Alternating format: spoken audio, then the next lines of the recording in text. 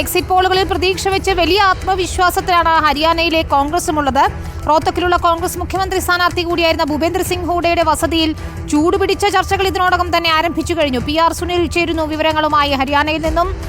Sunil, exit പോളുകൾ കോൺഗ്രസ് തരംഗമാണ് പ്രവചിച്ചത്, എന്നാൽ BJP പ്രതീക്ഷ കൈവിടുന്നില്ല. പക്ഷേ ഹരിയാനയിലെ തെരഞ്ഞെടുപ്പ് ഫലം എന്നത് എങ്ങനെയായിരിക്കുമെന്നത് രാജ്യമൊട്ടാകെ ഉറ്റുനോക്കുന്നതാണ്, ഒരു ദിശാസൂചകമായി തന്നെ കണക്കാക്കുന്നതുമാണ്.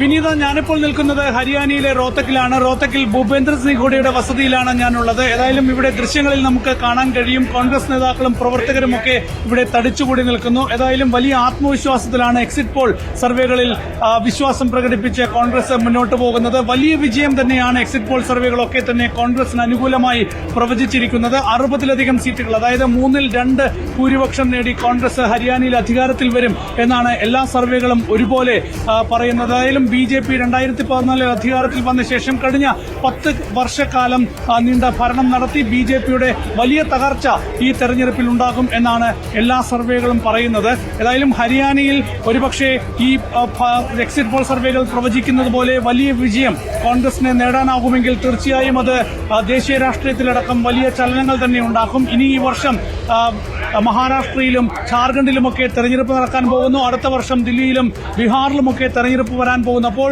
ഈ സംസ്ഥാനങ്ങളിലെ തെരഞ്ഞെടുപ്പുകളെയൊക്കെ തന്നെ ഒരുപക്ഷെ സ്വാധീനിച്ചേക്കാം. ദേശീയ രാഷ്ട്രീയത്തിലും വലിയ ചലനങ്ങൾ ഉണ്ടാക്കിയേക്കാം. അങ്ങനെ ദേശീയ രാഷ്ട്രീയത്തിൽ ഹിന്ദി ബെൽറ്റിൽ നിന്ന് ഹരിയാന പോലൊരു സംസ്ഥാനത്ത് കോൺഗ്രസ് വലിയ മുന്നേറ്റമുണ്ടാക്കുമ്പോൾ തീർച്ചയായും അത് വലിയ മാറ്റങ്ങൾ തന്നെ ഉണ്ടാക്കാനുള്ള സാധ്യത തള്ളിക്കളയാനാകില്ല. ഏതായാലും നാളെ രാവിലെ 8 മണിക്കാണ് വോട്ടെണ്ണൽ ആരംഭിക്കുക.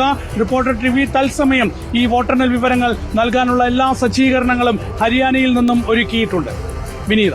ശരി, ഹരിയാനയിലും ജമ്മു കാശ്മീരിലും ഞങ്ങളുടെ പ്രതിനിധികൾ ആദിൽ പാലോട്ടും PR സുനിലുമുണ്ട്. രാവിലെ 6 മണി മുതൽ തന്നെ തത്സമയ കവറേജ് കാണാം. ഞങ്ങളുടെ എഡിറ്റോറിയൽ ടീം നയിക്കുന്ന ചർച്ചയും കാണാം.